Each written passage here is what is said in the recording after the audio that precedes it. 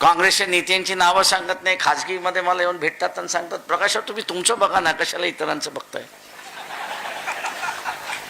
म्हटलं बाबा मी तुमच्यासारखा जातीवादी होऊ शकत नाही. माझ्या आज्याने इथला असताना मानवतेचं राजकारण केलं.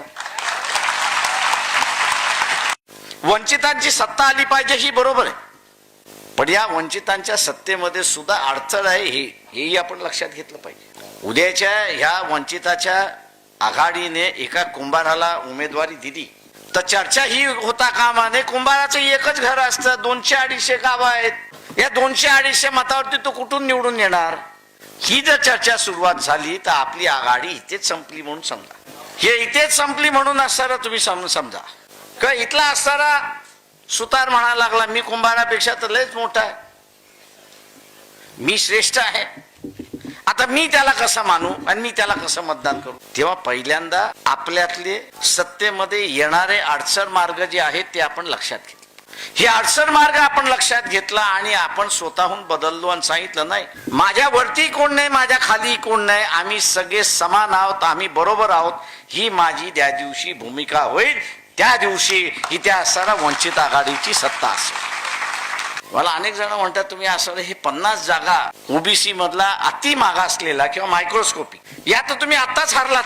म्हटलं हारलो तरी चालेल, पण या मायक्रोस्कोपिक समूहाला 50% आमच्या हातामध्ये उमेदवारी देण्याचा आहे. ते उमेदवारी आम्ही देऊनच राहणार, त्याच्यामध्ये कुठंही कॉम्प्रोमाइज नाही. का त्यांना असं सांगितलं निवडून आणण्यामध्ये आमचा हात राहीलच, पण आम्ही त्यांना निवडून आणून देणार नाही. त्यांना निवडण्याचं काम, निवडून आणण्याचं काम हे मतदारांचं आहे. हे निवडून आणण्याचं काम मतदारांचं आहे. आणि माझा विश्वास आहे, म्हटलं माझा विश्वास आहे की माणसं एकदा बदलायला लागलीत की ती पूर्ण बदलतात. आणि तो या 50 मायक्रोस्कोपिक मायनॉरिटीची अति मागासलेल्या संख्येने मागासलेल्या समूहाची जात बघणार नाही, पण हा वंचित इथल्या सत्तेपासून आहे.